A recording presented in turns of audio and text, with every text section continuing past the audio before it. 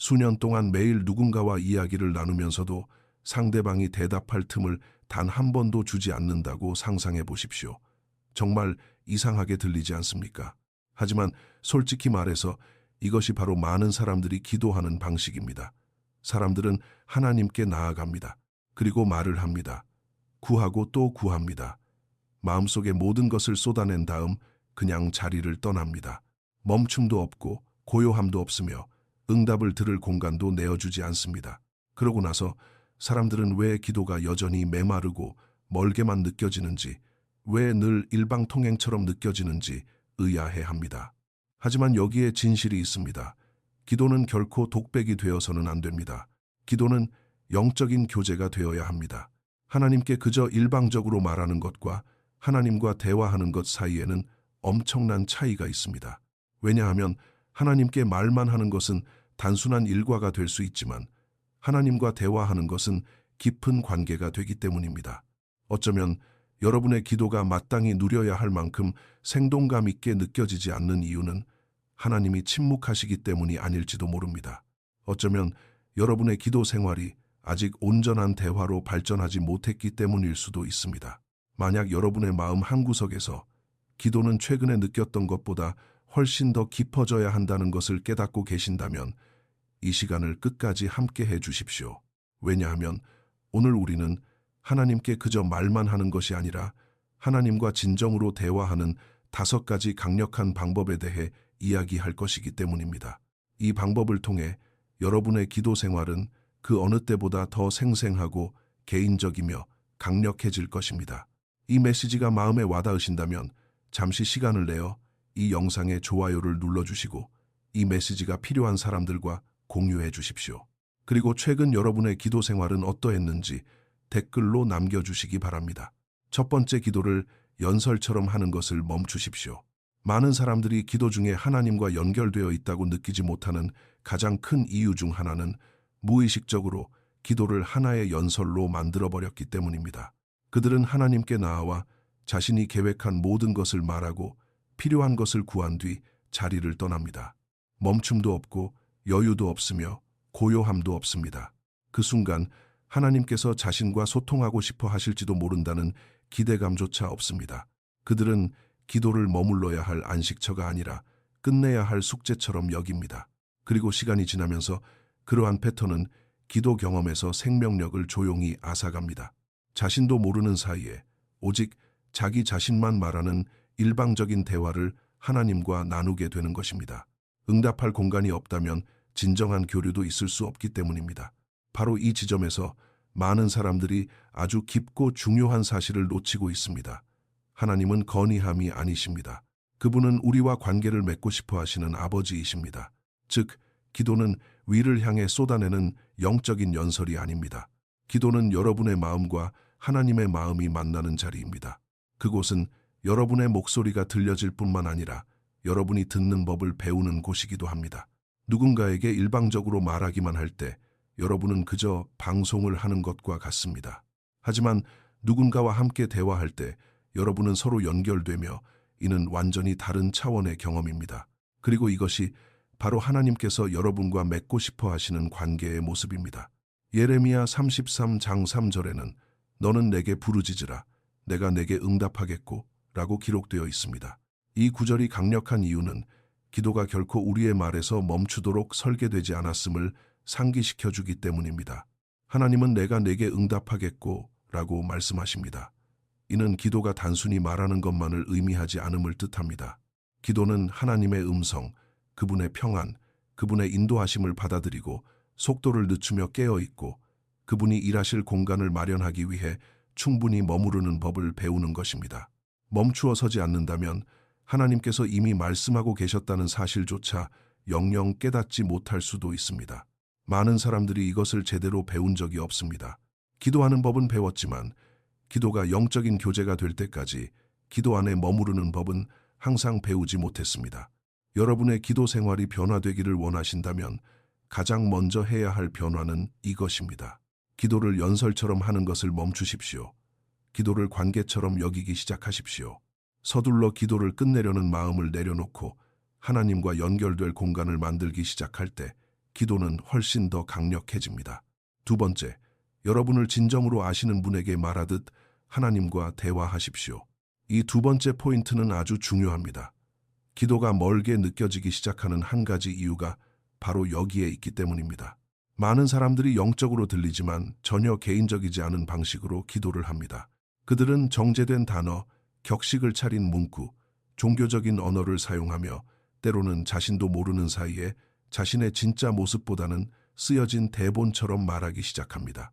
그리고 시간이 흐르면서 그것은 친밀함이 아니라 거리감을 만들어냅니다. 아무리 옳은 말만 늘어놓아도 여전히 단절된 느낌을 받을 수 있습니다. 듣기 좋은 기도가 항상 진실한 기도는 아니기 때문입니다. 하나님과의 친밀함은 잘 꾸며진 연기를 통해 형성되는 것이 아니라 정직함을 통해 세워집니다. 시편 62편 8절은 그 앞에 마음을 토하라고 말씀하십니다.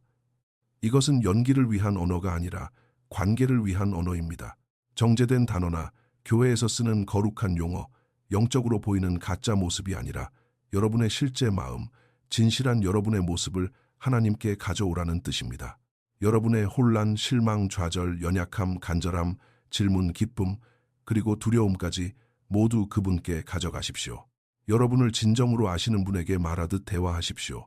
왜냐하면 하나님은 여러분을 정말로 알고 계시기 때문입니다. 주님, 제가 하나님과 멀어진 것 같습니다. 하나님, 저 너무 지칩니다. 아버지, 제가 어떻게 해야 할지 모르겠습니다. 주님과 가깝게 느껴졌던 그때가 그립습니다. 주님께서 지금 제 삶에 어떤 일을 하고 계신지 이해할 수 있게 도와주세요. 라고 솔직하게 말씀하십시오. 이것이 진짜 기도입니다. 진짜 기도는 하나님께 잘 보이려 애쓰는 것으로 세워지는 것이 아니라 그분 앞에서 정직해질 때 세워집니다. 시편을 주의 깊게 읽어보시면 다윗의 아름다운 점을 발견할 수 있습니다. 그는 정직했습니다. 그는 정직하게 예배했고 정직하게 울부짖었으며 정직하게 질문했고 정직하게 회개했습니다. 그는 영적인 연기 뒤에 숨지 않았으며 그 정직함이 바로 친밀함을 만들어냈습니다. 하나님께 숨기는 것은 결코 하나님께 내어드릴 수 없습니다. 그러니 하나님께 그저 말만 하는 것이 아니라 진정으로 대화하고 싶다면 이 초대에 응하십시오. 거룩하게 보이려는 노력을 멈추십시오. 진짜 여러분의 모습으로 나아가십시오.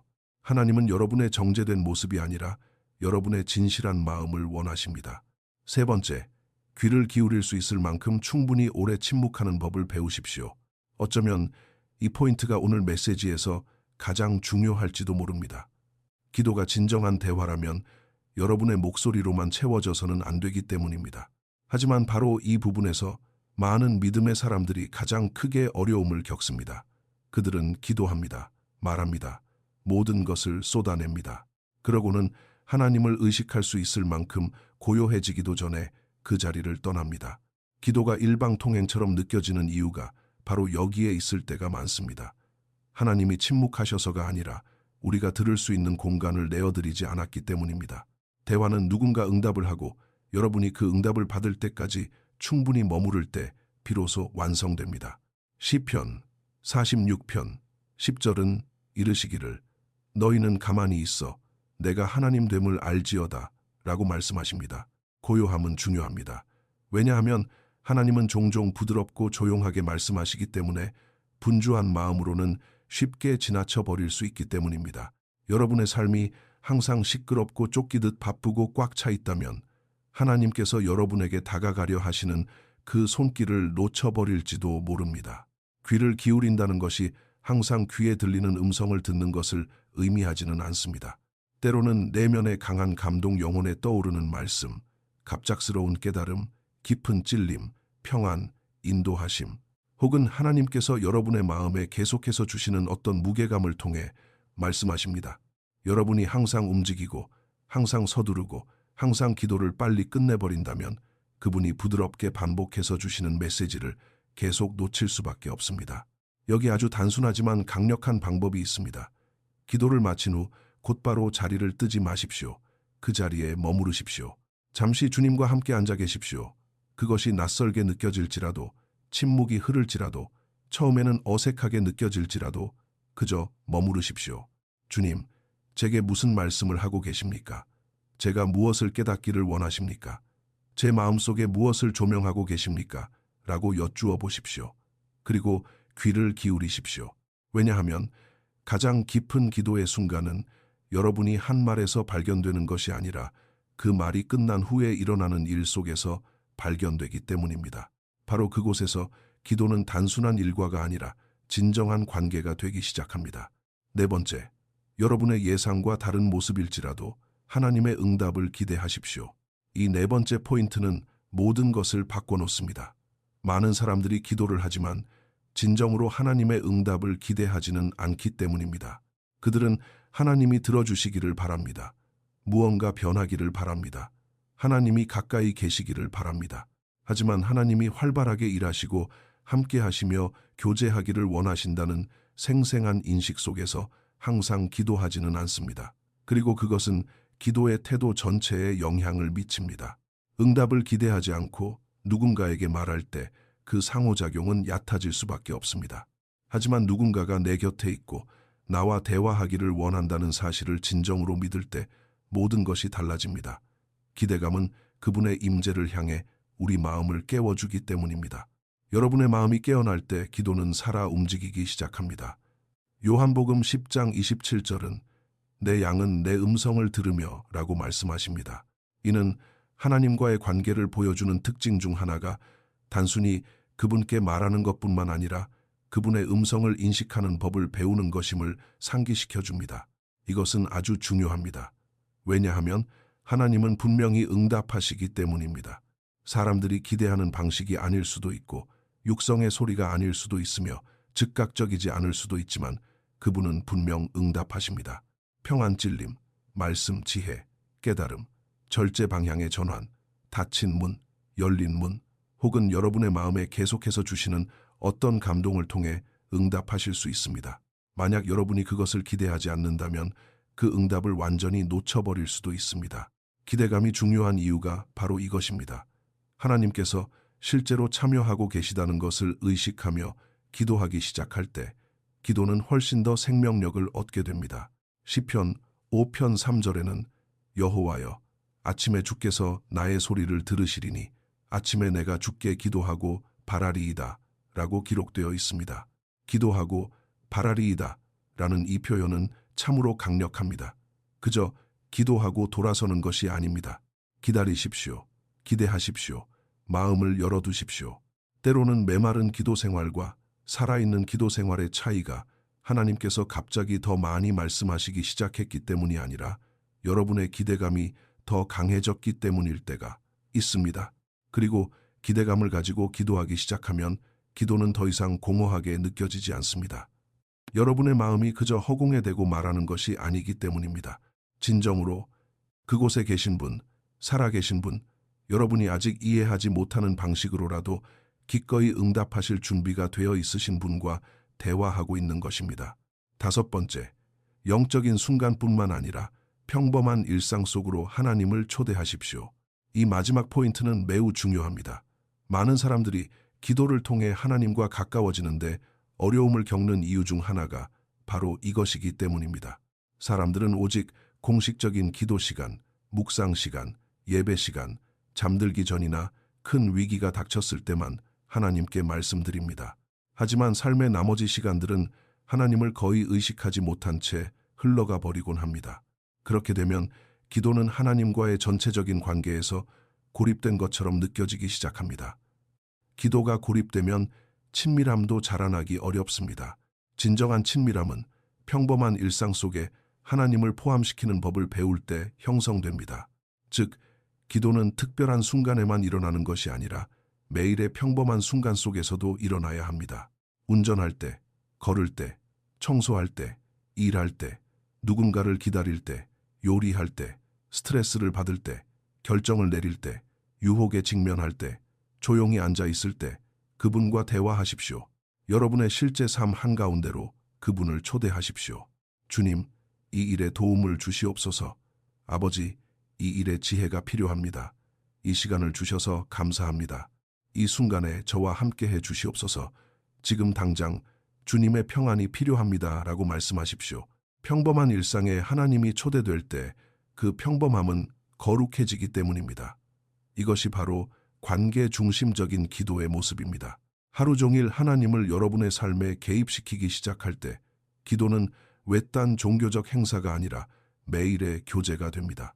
데살로니가전서 5장 17절에서 쉬지 말고 기도하라고 말씀하시는 이유가 바로 이것입니다. 이것은 쉴 새 없이 입으로 말하라는 뜻이 아닙니다. 하나님의 임재를 끊임없이 의식하며 살아가라는 뜻입니다. 그러한 의식이 자라날 때 하나님과의 관계는 훨씬 더 자연스러워지고 더 개인적이고 더 생동감 넘치게 됩니다. 기도는 결코 고요한 시간이라는 하나의 틀 안에 갇혀 있도록 만들어진 것이 아닙니다. 기도는 매 순간 하나님과 동행하는 방식이 되어야 합니다. 일상 속으로 그분을 초대하기 시작하십시오. 그러면 일상 자체가 그분의 임재를 담아내기 시작할 것입니다. 삶 자체가 대화가 되고 교제의 리듬이 되며 기도가 계획표에 적힌 일정이 아니라 살아 숨쉬는 삶이 되는 공간이 될 것입니다. 그렇다면 기도가 메마르다고 느껴질 때는 어떻게 해야 할까요? 사랑하는 여러분, 솔직히 말씀드리자면 하나님을 깊이 사랑할지라도 기도가 어렵고 무겁거나 멀게 느껴지는 계절이 올 수 있습니다. 최근에 그런 시간을 보내고 계신다면 이 말씀을 분명히 들으십시오. 메마른 기도 생활이 항상 죽어버린 관계를 의미하는 것은 아닙니다. 때로는 그저 여러분의 마음이 지쳐있고 머릿속이 너무 시끄러우며 영혼이 무겁거나 영적인 감각이 회복되어야 할 때임을 의미할 뿐입니다. 그리고 그런 순간에 가장 중요한 것은 하나님으로부터 멀어지는 것이 아니라 오히려 더 가까이 다가가는 것입니다. 비록 여러분이 할 수 있는 기도가 주님, 제가 여기 있습니다. 주님과 다시 연결되도록 도와주세요. 혹은 주님과 대화하는 법을 가르쳐 주세요. 라는 말뿐이라 해도 그것은 여러분이 생각하는 것보다 훨씬 더 큰 의미를 갖습니다. 기도에서 가장 깊은 순간은 유창하고 강력한 말로 시작되지 않습니다. 그것은 주님을 느낄 수 없을 때조차도 주님이 필요합니다 라고 고백하는 마음, 정직하게 주님께로 돌아가는 발걸음에서 시작됩니다. 하나님은 그것을 귀하게 여기십니다. 유창함이나 완벽함을 요구하지 않으십니다. 그저 여러분이 그 자리에 있기를 원하십니다. 메마름 속에서도 솔직하게 여러분 자신을 내어드릴 때 여러분은 영적 회복을 향한 문을 여는 것입니다. 공허하게 느껴질 때조차도 하나님과 연결되어 있으려는 그 조용하고 겸손한 의지가 종종 하나님께서 여러분을 가장 깊이 만나주시는 순간이 됩니다. 기도에서의 친밀함은 여러분이 쏟아내는 말의 양이나 감정의 강도로 측정되는 것이 아닙니다. 그것은 가장 힘들 때 주님 앞에 머무를 수 있는 용기, 더 깊이 기대어 갈 수 있는 용기, 그리고 주님을 느낄 수 없을 때조차도 그분이 그곳에 계심을 신뢰하는 믿음으로 측정됩니다. 그러니 절망하지 마십시오. 계속해서 주님 앞에 나아가십시오. 계속해서 돌아가십시오. 마음을 계속 열어두십시오. 믿음으로 머무르는 그 작은 행동조차도 하나님께서 당신의 사랑과 인도하심과 평안으로 어떻게 귀하게 갚아주시는지 지켜보십시오. 그리고 기억하십시오. 때로는 메마름의 계절 자체가 여러분의 기도 생활을 그 어느 때보다 깊게 뿌리내리게 하는 토양이 되기도 합니다. 이제 이번 주 여러분을 위한 도전 과제가 있습니다. 앞으로 7일 동안 습관적으로 기도하지 마십시오. 목적을 가지고 기도하십시오. 제가 말씀드린 5가지 단순한 변화에 집중해 보십시오. 기도를 연설처럼 하는 것을 멈추십시오. 정직하고 개인적으로 하나님과 대화하십시오. 귀를 기울일 수 있을 만큼 충분히 오래 침묵하십시오. 하나님께서 응답하실 것을 기대하며 기도하십시오. 그리고 여러분의 평범한 일상 속으로 하나님을 초대하십시오. 이것이 전부입니다. 7일 동안 하나님과 관계적으로 기도하는 법을 배우고 이전과는 다른 모습으로 나아가며 여러분이 있는 바로 그 자리에서 하나님께서 만나주시도록 내어드리십시오. 기도는 결코 일방적인 일과가 되어서는 안 됩니다. 기도는 대화입니다. 이 방법을 계속 실천한다면 여러분의 기도 생활은 그 어느 때보다 더 생동감 넘치고 더 개인적이며 더 삶을 변화시키는 경험이 될 것입니다. 그리고 여러분의 마음은 그분의 임재를 느끼기 시작할 것입니다. 여러분의 영혼은 그분의 음성을 알아볼 것이며 하나님과의 관계는 다시금 진실하게 느껴질 것입니다. 이제 우리 모두 한 가족이 되어 함께 기도하겠습니다. 하늘에 계신 아버지, 주님의 임재를 갈망하는 마음으로 주님 앞에 나아옵니다. 우리를 살아 숨쉬는 진정한 관계로 초대해 주셔서 감사합니다. 기도가 단순히 말하는 자리가 아니라 주님을 알고 주님의 음성을 들으며 주님의 인도하심을 경험하고 매일 주님과 더 가까워지는 자리임을 알게 하시니 감사합니다. 주님은 멀리 계시거나 침묵하시는 분이 아니라 늘 함께 하시며 우리가 어디에 있든 만나 주실 준비가 되어 있으신 분임을 인해 감사드립니다. 주님과 더 깊이 대화하는 법을 가르쳐 주시옵소서. 기도를 멀게 느껴지게 하고 쫓기듯 하게 만들며 일방통행처럼 느끼게 했던 우리 안의 모든 것들을 거두어 주시옵소서. 산만함과 조급함, 의심을 내려놓고 정직과 겸손 그리고 기대감을 가지고 주님 앞에 나아가게 하옵소서.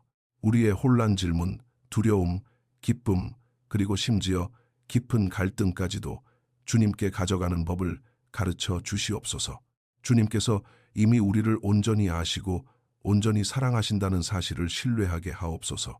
성령님 듣는 법을 가르쳐 주시옵소서. 고요한 순간의 말씀 속에서, 깊은 찔림 속에서, 평안 속에서, 그리고 우리 마음에 주시는 모든 감동 속에서 주님의 음성을 알아보는 법을 깨우쳐 주시옵소서. 주님 앞에 잠잠히 머무는 법을 가르쳐 주시고 주님의 인도하심을 듣고 느끼고 반응할 수 있을 만큼 충분히 멈춰서는 법을 가르쳐 주시옵소서. 일터에서 기다림의 시간 속에 결정을 내릴 때 평범한 일상 속에서 매일 주님과 동행하도록 도우사 기도가 단순한 행위가 아니라 삶의 방식이 되게 하옵소서. 아버지, 우리는 공허한 말을 원하지 않습니다. 주님과의 진정한 교제를 원합니다. 우리의 기도가 대화가 되고 우리의 마음과 주님의 마음이 만나는 공간이 되며 주의 영이 우리의 내면에서부터 우리를 변화시키는 시간이 되기를 원합니다.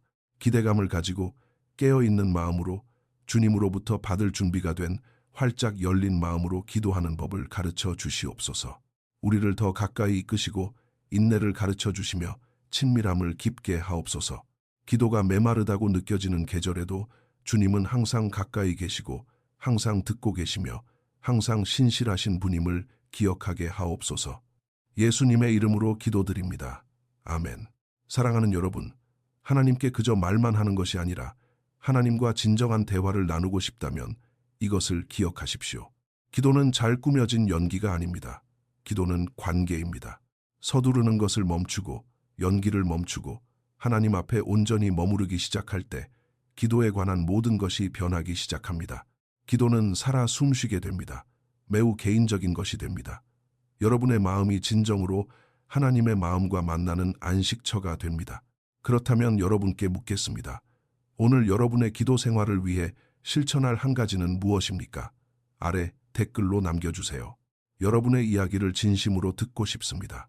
그리고 이 메시지가 마음에 와닿으셨다면 잠시 시간을 내어 이 영상의 좋아요를 눌러주시고 구독해 주시며 이 말씀이 필요한 분들과 공유해 주시기 바랍니다.